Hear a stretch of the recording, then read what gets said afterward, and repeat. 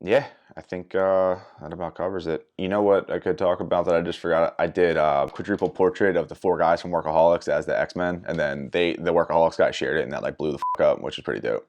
Yeah, Holy shit. yeah.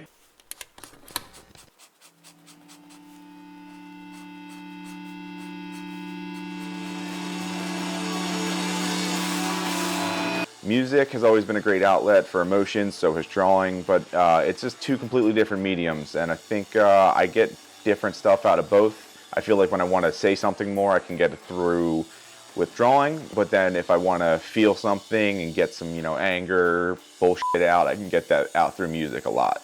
I've been playing music since about fifth grade, I think about 10 years old.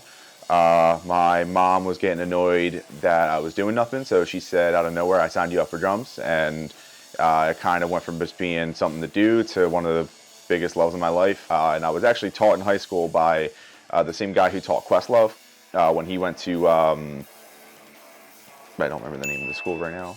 I definitely dove more in the drawing during the pandemic. I obviously have a lot of downtime, couldn't really be around a lot of people. It's one of the easiest things just to do by yourself.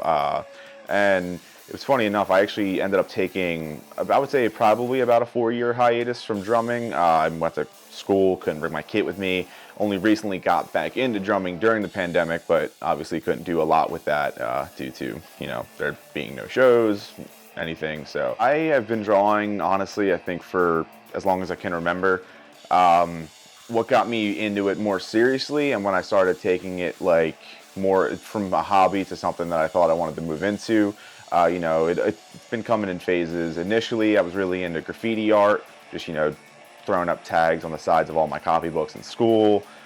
Then it got more into comic book style stuff when I got into comic books, and then getting a little bit older, got more into tattoo style art. Then, just whatever I'm exposed to, whatever I'm into, that's kind of what I become obsessed with drawing. I would say portrait art is my favorite currently right now. I really like doing mainly busts from the shoulders up of horror characters, comic characters, animals, stuff like that. My favorite style of drawing is so different than my favorite style of art.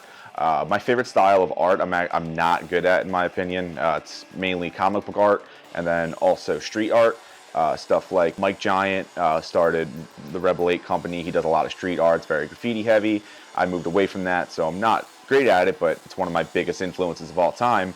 But the medium that I like a lot more is pen and ink, just cross-hatching, just layer upon layer upon layer of lines and getting that realistic look while also having it clearly be a pen drawing. It's funny because a lot of the stuff I do that you can see on my Instagram page is I'll think of a funny pun or something just stupid, and then that'll just spark a great idea. Like I had Frank Reynolds from It's Always Sunny. I had an idea to make him the Punisher because they're both named Frank, and that's actually one of my more favorite pieces I've ever done. So it can come from anything. It can be, someone that I want to draw, someone that I think looks interesting, or it can just be a dumb idea that I think would be funny, and then it ends up being something not only funny, but a good piece of art as well.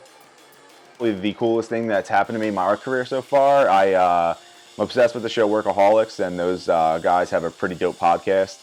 And the cover picture for their podcast is them, doing the Death Row Records portrait, like all black, and just 4 people in a diamond. And I took them, and I always thought it'd be funny to like make show characters into comic book characters, and I always thought that they kind of reminded me of like some of the X-Men. So I just started playing with it. I made Blake Anderson Gambit, and then Anders Holm made him Cyclops, and those two were just perfect. So then I just kept going and did all 4, posted it, tagged them all in it, and somehow by the craziest means, Blake Anderson actually saw it, shared it. Their Instagram page took it and shared it as well, and that blew up. And that was like, to me, like one of the coolest moments of my entire life. So I'm like really grateful for that. And it's funny because it was something that I just thought might just be a funny joke, and then turned into be something better.